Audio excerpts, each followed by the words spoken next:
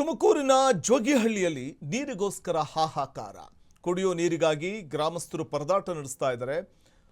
ಹಲವು ಬಾರಿ ಮನವಿ ಮಾಡಿದ್ರು ಕೂಡ ಅಧಿಕಾರಿಗಳು ಮಾತ್ರ ಡೋಂಟ್ ಕೇರ್ ಅನ್ನುವಂತೆ ವರ್ತಿಸ್ತಾರೆ.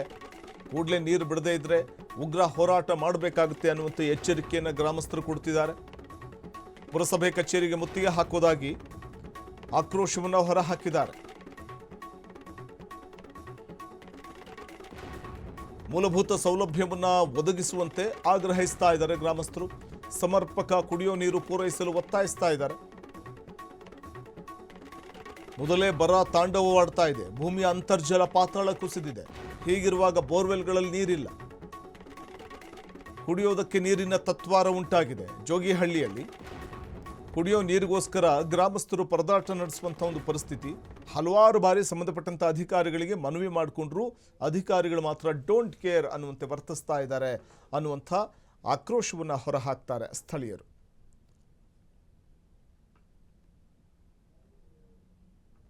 ಅದೇ ತರ ನೀರ್ನು ಮಾಡ್ಬೇಕು ತಾನೆ, ನೀರಿನ ವ್ಯವಸ್ಥೆನೂ. ರೋಡ್ಗಳು ಕಾಣ್ತವೆ ಕಣ್ಣಿಗೆ, ನೀರು ಕಾಣಿಸಲ್ವಾ ನಮಗೆ ಬಿಡ್ಬೇಕು ಅಂತ? ನಮಗ್ ನೀರೇನು ಅನುಕೂಲ ಮಾಡ್ತಾ ಇಲ್ಲ ಸರ್. ನಾವ್ ರೋಡ್ ಏನ್ ಕೇಳಿದ್ವಾ ಸರ್ ಕೊಡಿ ಮಾಡ್ಕೊಡಿ ಅಂತ?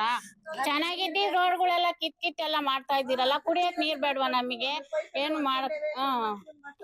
ಮಾಡ್ಸಲ್ಲ. ರೋಡ್ ಮಾತ್ರ ಚೆನ್ನಾಗಿರೋ ರೋಡ್ ಮಾತ್ರ ಕಿತ್ತು ರೋಡ್ ಮಾಡಿಸ್ತಾ ಇದಾರೆ.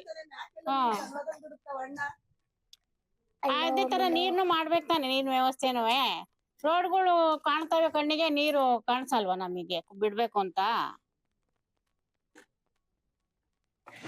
ನಮಗ್ ನೀರೇನು ಅನುಕೂಲ ಮಾಡ್ತಾ ಇಲ್ಲ ಸರ್. ನಾವ್ ರೋಡ್ ಏನ್ ಕೇಳಿದ್ವಾ ಸರ್ ಕೊಡಿ ಮಾಡ್ಕೊಡಿ ಅಂತ? ಚೆನ್ನಾಗಿದ್ದಿ ರೋಡ್ಗಳೆಲ್ಲ ಕಿತ್ ಎಲ್ಲ ಮಾಡ್ತಾ ಇದ್ದೀರಲ್ಲ, ಕುಡಿಯಕ್ ನೀರ್ ಬೇಡ್ವಾ ನಮಗೆ? ಏನು ಮಾಡ್ಸಲ್ಲ. ರೋಡ್ ಮಾತ್ರ ಚೆನ್ನಾಗಿರೋ ರೋಡ್ ಮಾತ್ರ ಕಿತ್ತು ರೋಡ್ ಮಾಡಿಸ್ತಾ ಇದಾರೆ. ಜೋಗಿಹಳ್ಳಿ ಅನ್ನುವಂತಹ ಒಂದು ಗ್ರಾಮದ ಗ್ರಾಮಸ್ಥರ ಅಳಲು. ಚೆನ್ನಾಗಿರೋ ರೋಡನ್ನೆಲ್ಲ ಕಿತ್ಬಿಟ್ಟು ಮತ್ತೆ ಆ ರೋಡನ್ನು ರಿಪೇರಿ ಮಾಡ್ತೀವಿ ಅಂತ ಹೋಗ್ತಿದ್ರಿ. ನಮ್ಗೆ ಕುಡಿಯೋದಕ್ಕೆ ನೀರು ಬೇಕು, ಅದರ ವ್ಯವಸ್ಥೆ ಮಾಡೋದು ಬಿಟ್ಟು ಈ ರೀತಿ ವಿನಾಕಾರಣವಾಗಿ ದುಂದು ವೆಚ್ಚ ಮಾಡಿಕೊಂಡು ಚೆನ್ನಾಗಿರೋ ರೋಡೆ ಕಿತ್ತ ಹಾಕಿ ತಿರ್ಗಾ ಮತ್ತೆ ರೋಡ್ ಮಾಡ್ಲಿಕ್ಕೆ ಹೊರಡೋದು ಎಷ್ಟು ಮಟ್ಟಿಗೆ ಸರಿ? ನಮಗೆ ನೀರೇ ಇಲ್ಲ, ನೀರಿನ ಹಾಹಾಕಾರ ಇದೆ, ಮೊದಲು ಆ ಬವಣೆಯನ್ನು ಬಗೆಹರಿಸಿ ಅಂತ ಗ್ರಾಮಸ್ಥರು, ಮಹಿಳೆಯರು ತಮ್ಮ ಆಕ್ರೋಶವನ್ನು ಹೊರಹಾಕ್ತಾ ಇದ್ದಾರೆ.